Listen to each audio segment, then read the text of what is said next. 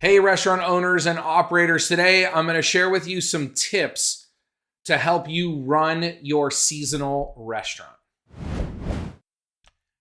Hello, everyone. Ryan Gronfin here, author, speaker, chef, restaurateur, founder of therestaurantboss.com, clickbacon.com, and Scale My Restaurant. Also, like I said, author of, of Make It Happen. Go ahead, grab your free copy of Make It Happen at therestaurantboss.com.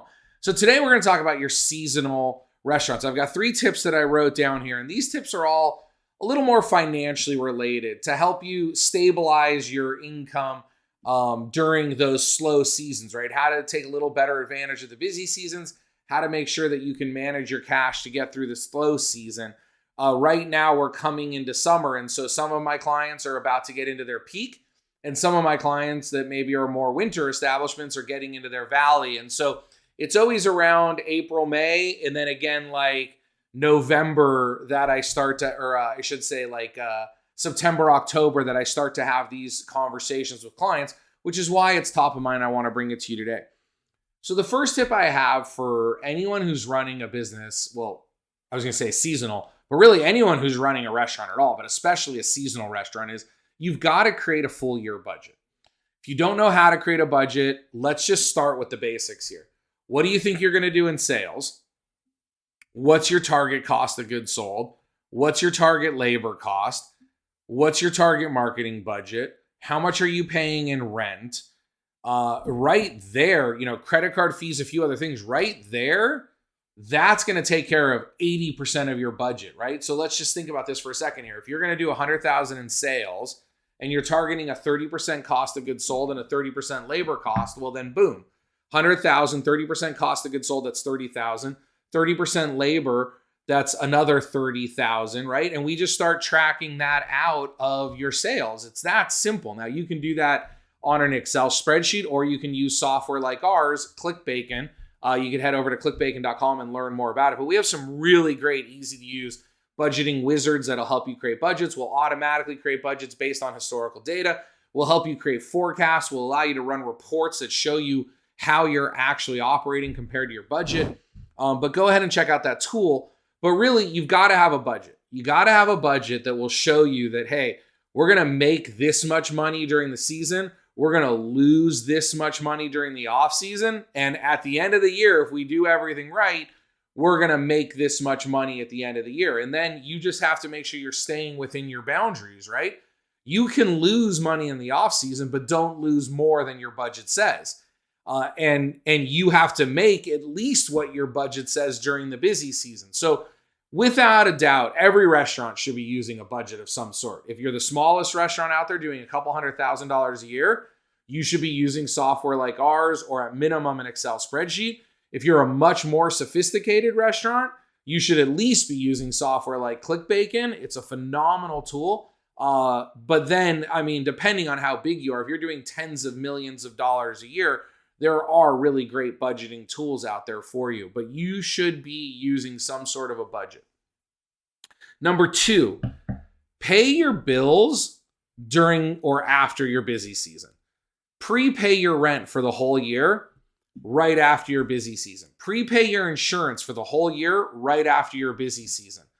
Write some big checks to your utilities companies right after your busy season. If you're great with numbers and budgeting, then maybe go ahead and just put that money aside into a separate bank account and draw it down throughout the year.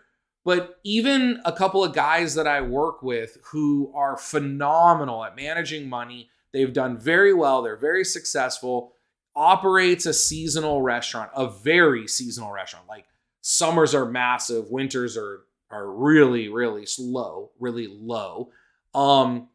Even he prepays rent, prepays insurance, and prepays most of his utilities to get him through to the next season. So that's a tip that I would like to give you there. The other tip, or the third tip that I have for you today, is adjust quickly. I learned this lesson when I was analyzing the financials for the first big client I had as a consultant. It was a hotel in California. And I went through 3 years of their financial records and really dug deep into those 3 years. And when I put together charts and graphs that compare different things, what I found was they started getting busy in spring. So like April, May. And then it was this slow ramp up, right? Spring was busy. Summer got a little busier as they got into like wedding season, and it really peaked during wedding season. Like the weather in this area of California, Central Coast of California, is just beautiful. I mean, some of the best weather in the world in about August, September, October, where it's way too hot in other parts. It's just beautiful up there.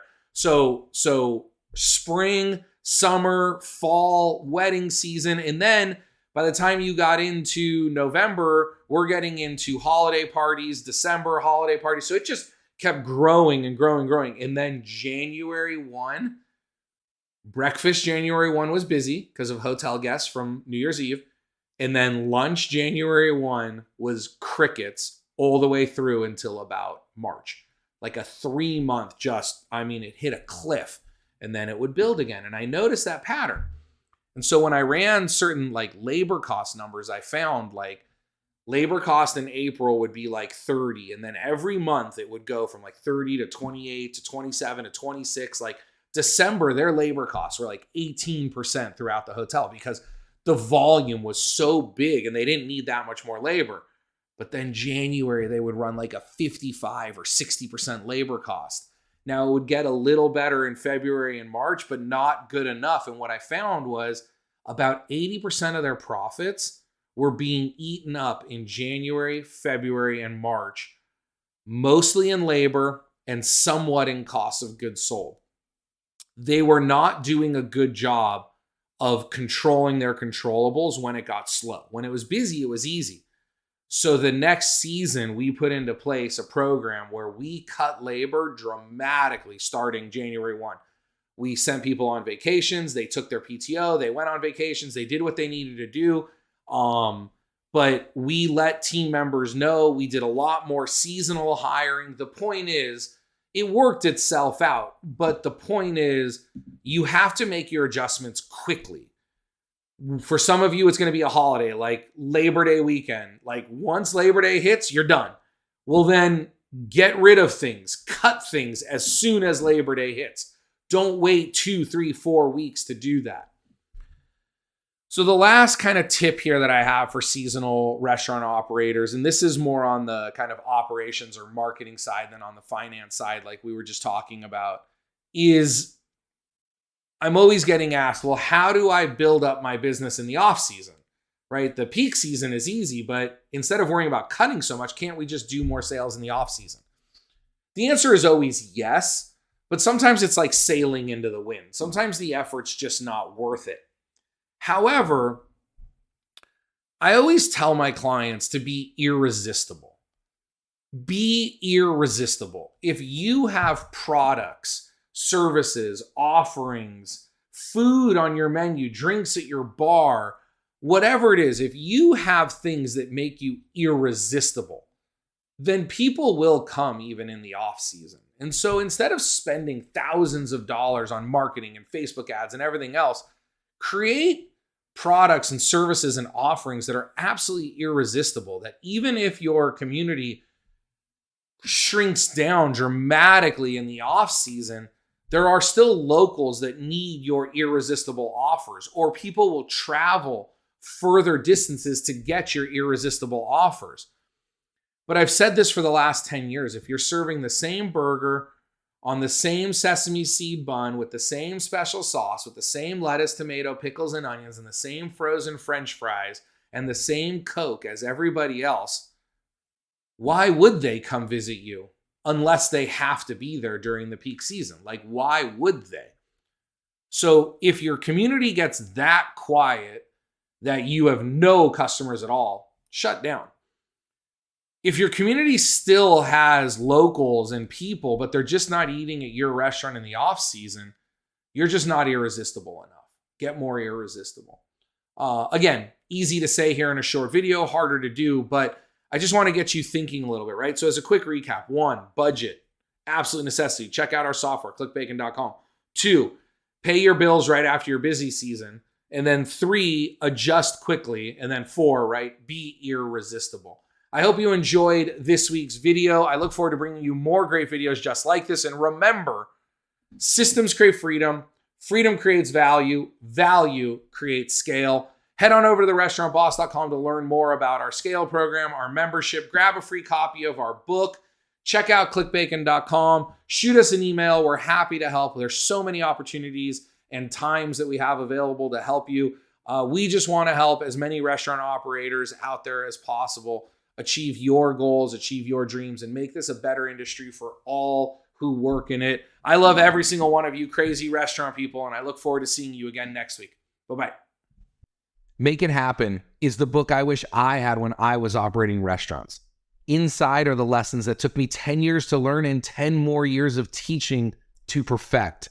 I've condensed the most important lessons into this tiny book for building a big restaurant business. I am on a mission to improve restaurants all over the world. Because of that, I want to send you a free copy. Grab yours today at therestaurantboss.com.